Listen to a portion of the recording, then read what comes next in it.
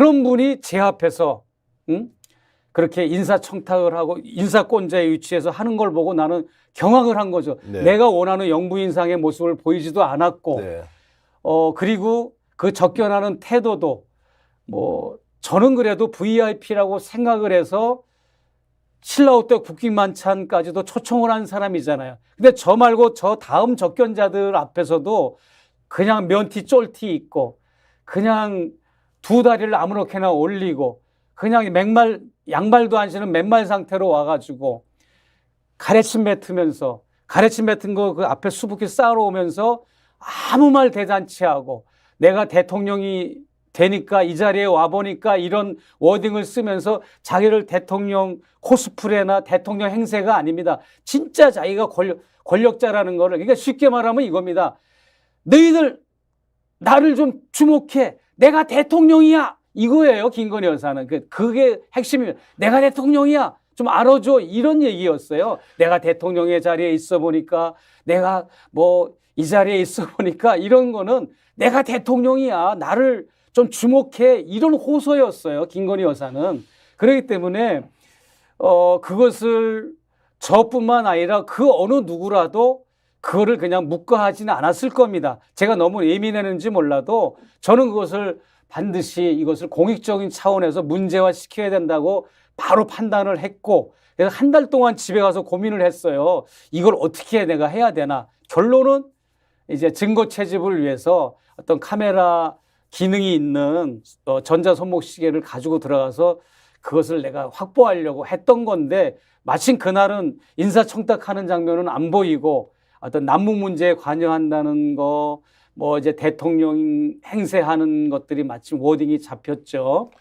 그렇기 때문에 어떤 이런 아까도 내가 사례로 얘기했지만 쓰레기를 무단 투척하는 사람, 교통을 법규 위반하는 사람, 우리나라 제도가 공무원들이 우리나라 지자체나 중앙정부에서 그런 제도를 마련했잖아요. 부정부패를 하는 사람 신고하라, 김영란법 신고해라, 그런 거를 신고하는 제도가 있는데 이것도 역시 부정부패를 내가 목격하고 신고를 한 건데, 증거를 확보한 건데 내가 구두로 얘기했어 봐요. 누가 믿습니까? 녹음을 했어도 안 믿었을 거예요.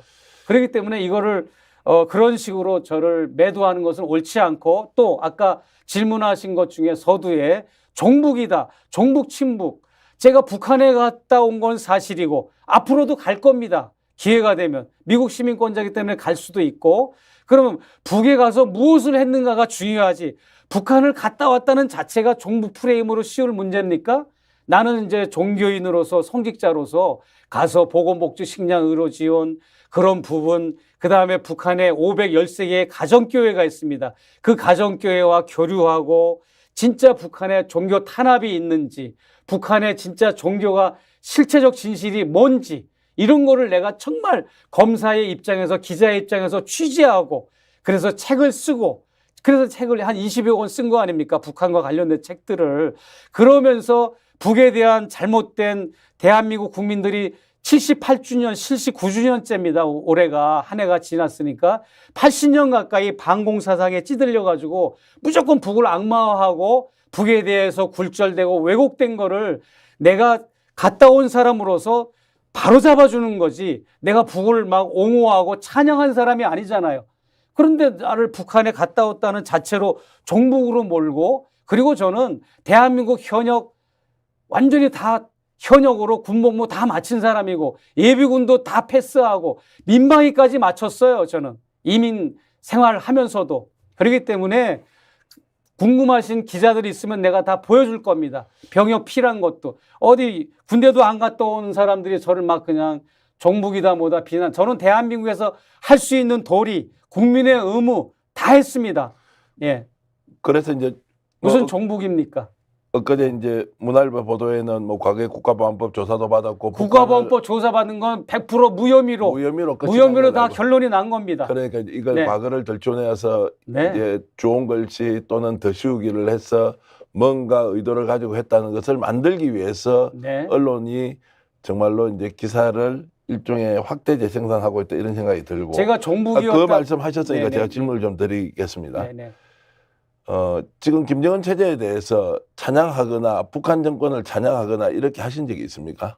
절대 없죠. 그리고 없지 않습니까? 찬양은 할 필요는 없지만 예. 인정을 하는 거죠. 우리는 같이 유엔 동시 가입 국가고 같은 민족이고 외교 관계가 아니지 않습니까? 우리는 같이 이제 동시 가입했지만 우리는 190개 국가 외교 수교를 했고 거기는 뭐 170개 정도를 수교했고 그런 어떤 통일의 파트너와 대상으로서 인정해주고 우리는 그렇게 북을 얘기 안 하잖아요. 북한 공산 집단이라고 얘기하잖아요. 정상적인 하나의 국가의 그런 시스템을 갖춘 나라인데 집단으로 얘기를 하고 뭐 그냥 악마화하고 이런 것을 우리가 좀 지양하자는 거지 내가 뭘 찬양을 하고 옹호를 합니까? 네. 요즘 뭐 대한민국 국민 중에서 북한을 공산 집단이라고 얘기하는 사람은 없고요. 실제로 국가로 인정을 하고 있고 남북이 파트너십을 어떻게 가지고 정말 교류 협력을 통해서 양쪽이 이익을 보는 방법이 뭐냐. 잘못 알고 계신 겁니다. 지금 강연 다니면서 난 대중 강연을 해온 사람이잖아요. 예. 가보면 심각합니다. 질문하는 질문자 자체가 북계라고 질문하는 사람들이 엄청 많아요. 예, 뭐 그런 예. 분들이 이제 있다고는 치지만 예, 저희들이 일반 정서로 보면 그렇죠. 북한이 국가로 인정을 하고 네네네. 이미 남북 교류 협력이 그러면 공산 집단하고 지금까지 대한민국 정부가 뭔가를 해보자고 했다. 이 말이 안 되는 이야기고요. 어쨌든 네. 국가인 것이고 네. 다만 앞으로 남북 관계를 어떻게 이제 만들어 갈 것이냐는 것은 이견이 있으면 이것을 국민적 설득 합의를 통해서 이제 네.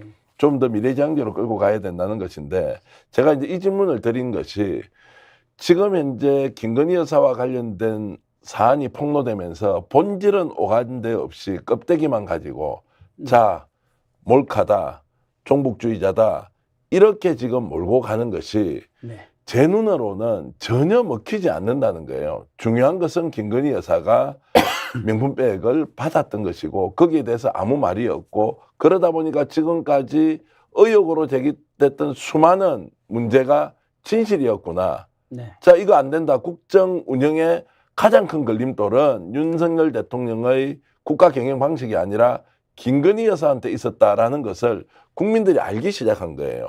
네. 그런데 최재형 목사가 폭로를 하고 난 뒤에 최 목사의 과거나 또는 언론에서 아주 왜곡된 보도를 가지고 이 사안을 덮고 넘어가려고 하니까 김건희 여사나 윤석열 대통령이 빠져나올 수 없는 너퍼로 더욱더 깊이 들어가고 있다. 이런 생각이 들어서 제가 말씀을 드리는 거고요. 맞습니다. 네. 제가 동의합니다. 네. 최 목사님 가까운 분한테 말씀드리니까 어찌됐든 과거의 인연으로 김건희 여사 만들어서 남북 간의 전쟁이나 또는 국지적 도발 같은 긴장 상태가 생기면 안 되니까 어쨌든 목회자로서 통일운동을 했던 분으로서 이걸 김건희 여사가 좋은 관계 유지하면서 남북 관계를 발전을 좀 시켜보겠다라는 의도로 물론입니다. 접근했다는 것은 네. 저도 직접 듣지는 못했지만 간접적으로 확인을 했기 때문에 시청자 여러분들 그런 생각해 주시고요.